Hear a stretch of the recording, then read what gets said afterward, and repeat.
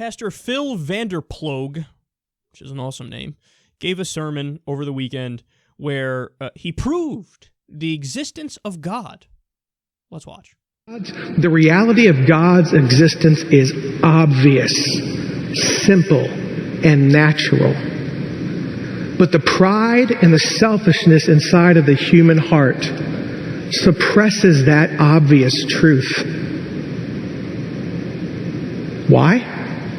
Because we want to be God. We don't want God telling us how to live our lives. We want to live our lives our way. As a college and young adult minister, I get asked questions like this all the time. One of the questions people ask me is they say, okay, if that's obvious, why doesn't God just make himself more obvious? Like, why doesn't God just walk into the room one day and say, hello, I'm God, I'm real, and then leave? Then we would all believe in him. Why doesn't God do that? Why doesn't God reveal himself more than he does? It's a good question, right? But there are some simple answers to it. Number one, God has revealed himself far more than some people want to acknowledge. It is obvious. It's obvious. The only atheists in the world live in America and Europe. Right?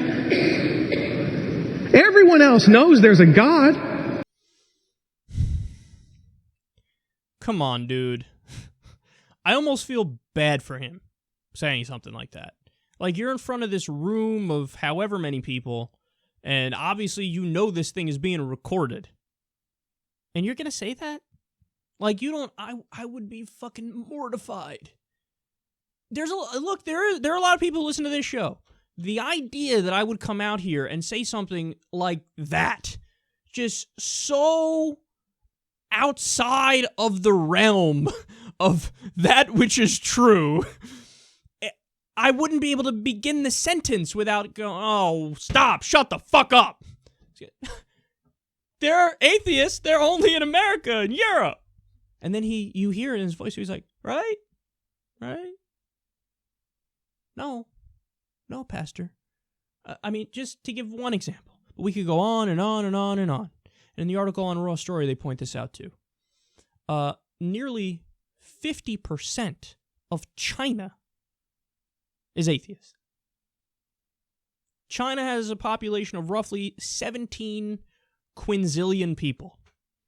What does quinzillion mean? I don't know, but it's a lot.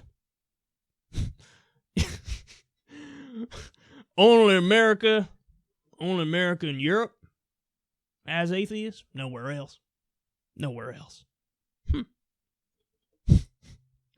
Look at some of the other stuff he says too. God's existence is obvious.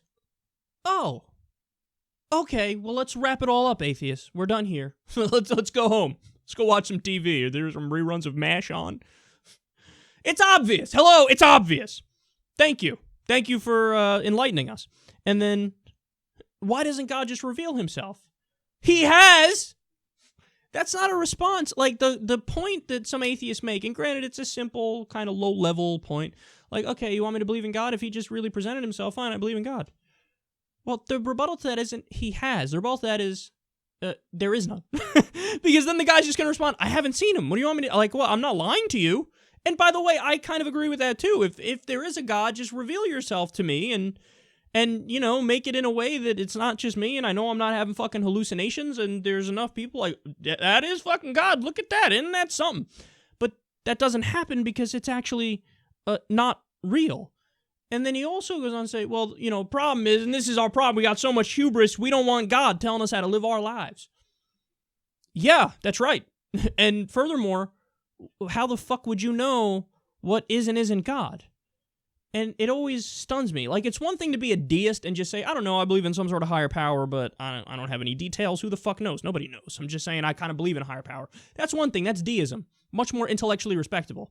It's another thing to be a theist, which is not only there is a God, but there is a God, and it is the God of this specific religion that I fucking picked out.